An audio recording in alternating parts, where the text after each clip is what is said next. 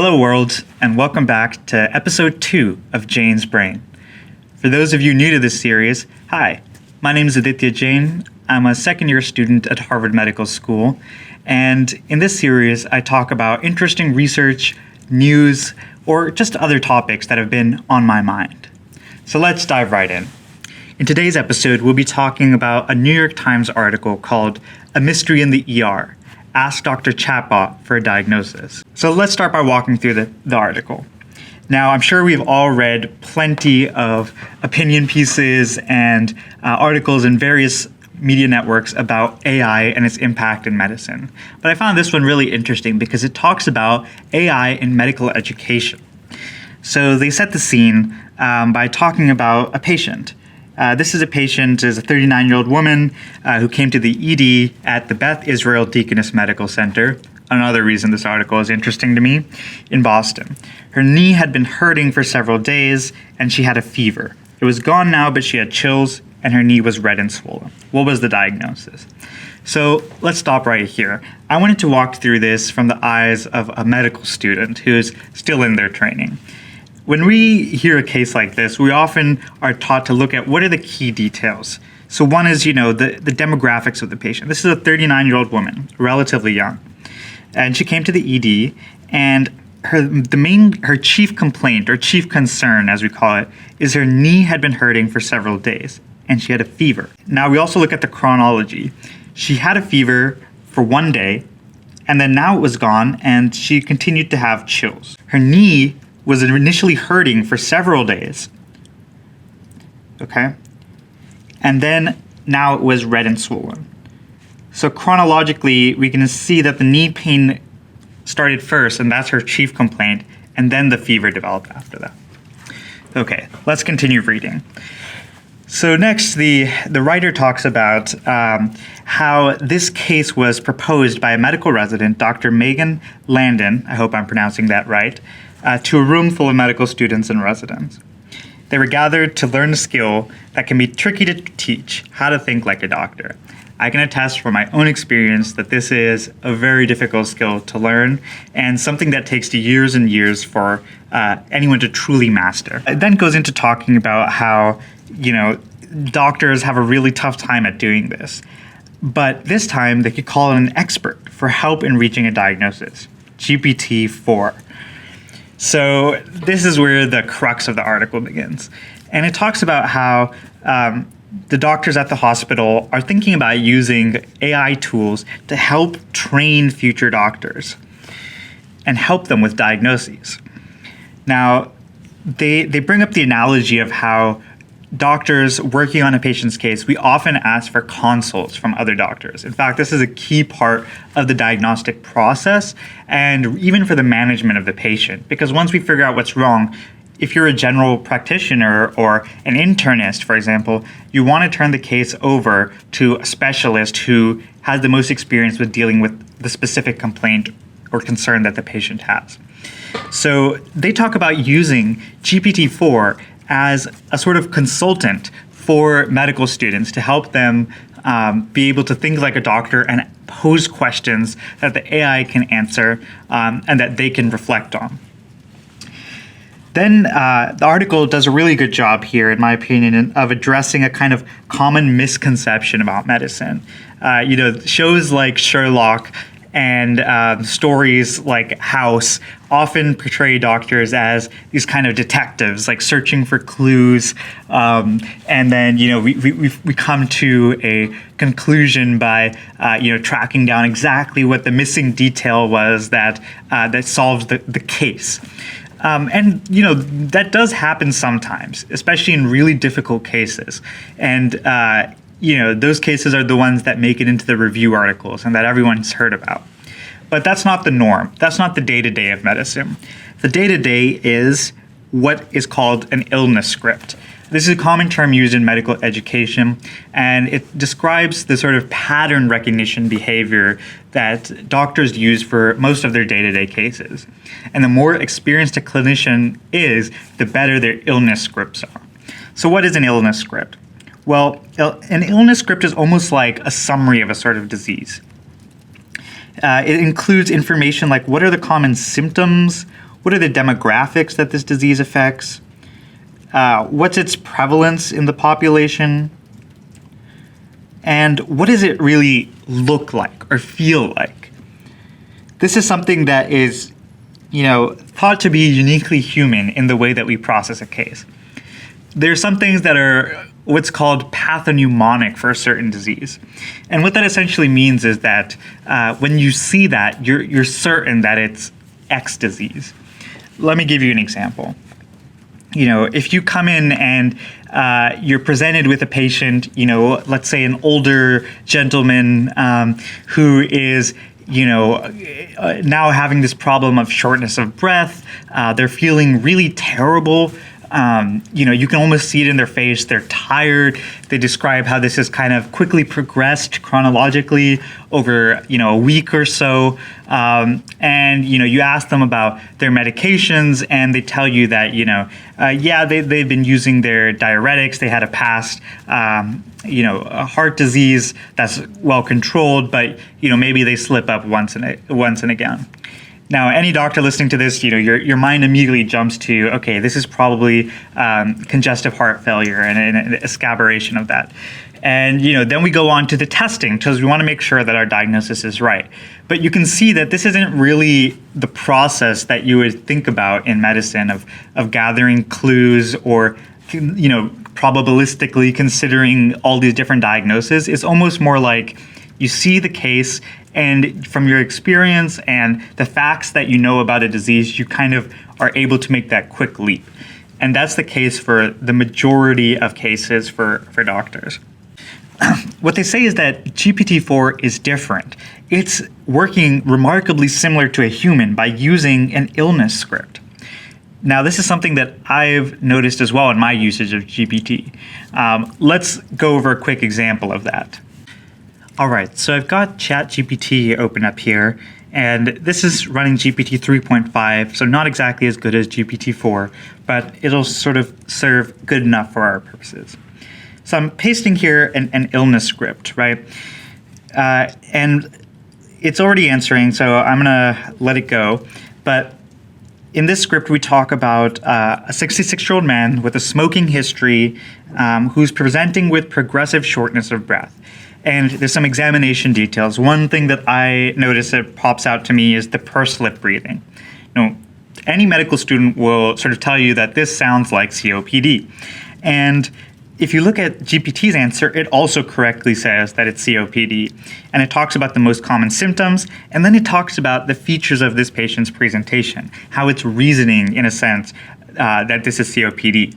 It talks about the smoking history, progressive shortness of breath, chronic cough, sputum, and how all of these things happen.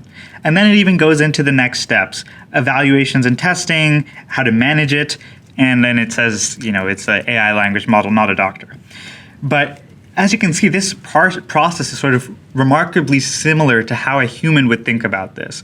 It's not, relying on a differential or necessarily coming up with different diseases at different probabilities or listing out the symptoms and grouping them. It's thinking about it as an illness script, which sort of makes sense if you think about how large language models work. So now let's return to the article. All right, so back in the article, continuing to read, they talk about some other past studies that have looked at GPT-4 and its performance. There are a whole slew of these coming out now, and they talk about one in JAMA, which found that GPT-4 did better than most doctors on the weekly diagnostic challenges. For those of you unaware, the New England Journal of Medicine posts every week some interesting case, and they ask readers to guess, what is the correct diagnosis. And they found GPT-4 did better on average than doctors. But then they also talk about what are the pitfalls of using this in medical education. The question is whether students are learning anything. They don't want people to rely on AI in the same way that we kind of rely on our calculators to do math for us, but we still know how to do math. Like, we still have that fundamental ability. And to me, this was really interesting because I think that's a big concern about the next generation of doctors or really anybody. Think about a 5-year-old kid growing up with access to, an AI chatbot that can answer all their questions, help them with homework, help them with whatever they need. The question is there a dilution of human thought that's occurring, and are people learning less? And I think this is an open question, but I'm sort of doubtful. I think people bring up this as a common concern, and it's how we retain stuff. Part of the learning is the struggle. You have to really put in the effort, and this is getting the help in this way isn't useful. But I think if you look at the past examples of how computer tools have helped, you can program your graphing calculator to find the zeros of a quadratic equation, but you still know how to do it. It just speeds things up for you. And I think a tool like GPT really has that ability to speed up some of the common tasks that you're asked to do, so you can focus on the really interesting problems. I think that we spend a lot of time on things that really are simple and can be outsourced to a computer. I think this is one of the big flaws in medical education, is this this idea of an illness script, which we talked about, because at its core, what we're doing is pattern recognition. And anybody who's had experience with AI knows that eventually AIs are better at pattern recognition than humans.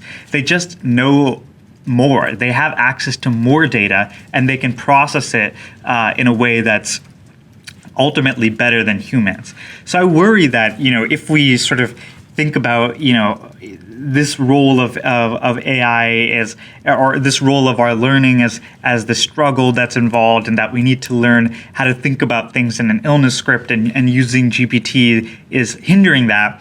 I think that that's not the right sort of approach in looking at our future. I think there's a valuable role that doctors can have, but the pattern recognition part, which was needed in the past when doctors were essentially expected to be an encyclopedia of information, nowadays it's just not necessary. And we should really think about how we can update our education systems to reflect that. So returning back to our case of the 39-year-old woman with the painful knee and the fever, they asked the students to break up into groups and figure out what was wrong, and then they tried to use ChatGPT. And they asked the students to use it in any way that they thought would be helpful. So they said one used GPT to do an internet search and to list out possible diagnoses. And then when they asked it to explain its reasoning, the bot just said, trauma is a common cause of knee injury. And so, I think that this is one of those situations where the way that you prompt the model is really important, and I'm curious as to how they prompted it. For example, one way that I often use GPT when I want to have a conversation with it about a medical problem is, I'll tell it to, create a differential diagnosis. That's the term I use, DDX. And then after that, I can ask it to, what are the tests that will confirm or reject your different hypotheses? What are the symptoms or the factors that you would look for that could allow you to make a decision between these differential diagnoses? And I find that the AI is usually able to do a pretty good job at that. So then they asked the GPT to check on their hypotheses, and this is sort of akin to what I was saying. So the chatbot lined up with the groups including Lyme, arthritis, gout, which is another type of arthritis, and trauma. And then they said gout, the instructors told, was improbable because she was young and female. And so, again, this is one of those things where when you're making a differential diagnosis, you want all the possibilities there. And then you can sort of rule them out based on probabilities, but you'd have to come back to it. Let's say you tested her for all the more likely things and they were all wrong. Well, it could be gout. Once you've eliminated all that is impossible, what's left is the answer, no matter how improbable it is. I think that's a Sherlock Holmes quote. But anyway, reading on, they felt that GPT-4 it passed the test as a curbside consult, but it didn't use the illness script in this example. And I think, again, it comes down to how you prompt it. If you ask it for a differential diagnosis, it's not going to return an illness script. So the author, brings this up and crucially recognizes that you need to tell the machine that you're seeing a case in this form, and that's what would prompt the illness script. Then it talks about one of the big flaws of generative language models, that they hallucinate. They can come up with information that is just not correct in their response. And you have to know that it's incorrect, otherwise it can lead you down a very wrong path. And I think that this is where sort of the power of medical education comes in and what the role of future doctors may be. You have to know the diseases at a fine level of detail to not get tricked by GPT when it's making an erroneous conclusion from the data that it has. And what I find is that, in the cases, and again, I'm a medical student, but the cases that I've tried to use GPT-4, I can sort of tell when it's making a logical mistake. But there are more difficult cases where I later on searched the fact that GPT used and found that it was straight up wrong, that that wasn't a real symptom for this type of disease, or something that was made up. So they taught, eventually they say that you have to use the tools in the right way. And they give this analysis comparing it to pilots, how they use GPSs, but you have to have reliability. In medicine, chatbots are tempting, but you should have the same high standards where you have reliability. I think that's something I completely agree with, because it can be a thought partner, but it doesn't replace deep mental expertise. I think that's the sort of direction that we're going in for the future of chatbots. And it's sort of how I find myself using it and how I see other people using it in their day-to-day lives. Oftentimes, we want to brainstorm ideas, but we can't ask someone directly. And we sort of engage in this internal dialogue, but there's a known benefit to collaborating with a group. And I think GPT, when used properly, can be that sort of helper. And then there's always Google, or there's always UpToDate, if you're in medicine, to find the real facts at the end of the day. But it really helps in sort of sparking that thought process and thinking about it differently. So finally, they said the true reason for the patient's disease was Lyme disease. And if you're a medical student in Boston, you probably could tell that was what it was going to be, because they really harp on Lyme disease here, since it happens a lot in the Northeast. But I think that's just one example of how humans and our biases play into medicine. I've talked to medical students in different parts of the country where they barely covered Lyme disease in their first-year curriculum. Whereas here we talked about Lyme, we talked about babiosis, we talked about all the different types of bugs that could cause things similar to Lyme disease. And we really spent a significant part of our early curriculum on it. Now imagine in the future, a doctor trained at Harvard Medical School is practicing in California and he sees somebody with a swollen knee. Because of the way that his medical education was, he may think of Lyme disease, even if that's unlikely for this patient. And I think that these are the sort of biases that we often ignore in medicine when they do have a real effect. I think we have a much higher standard for AI than we often have for humans. We talk about AI's bias, but an AI won't be necessarily biased in the same way. And if it is, it may be a bias that we can better control, because human biases are usually irrational. We don't have good ways to think about them in the moment. In fact, there's a big part of our curriculum in our first year where we talk about bias and how to recognize when we're in a situation where bias may be playing a role, and how to sort of try to remove it from our thought process, or try to at least acknowledge it. Now, I think that is an effective technique for reducing the impact of bias, but it's not a solution. And AI may provide us with a solution where we can really limit the impact of bias in a quantitative way. I think that that's an important possibility that we need to think about when evaluating AI versus humans. We have to think about what are the negative impacts that humans have today. I'll give you an example. There's a lot of hubbub for a long time about self-driving cars. And people always talk about how, the AI can make a mistake and it may kill someone because of a self-driving car. It doesn't recognize something. And whenever an incident like that happens where an AI-driven car was in an accident, it makes the headlines. But if you think about it, there are millions of people who die every year from car accidents today. And those are from other humans. Every day there's hundreds of thousands of car crashes.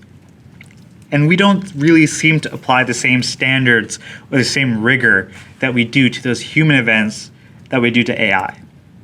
So when you slow down the implementation of AI or, worry a lot about its inaccuracies or its hallucinations, you have to think about what is the negative cost of that.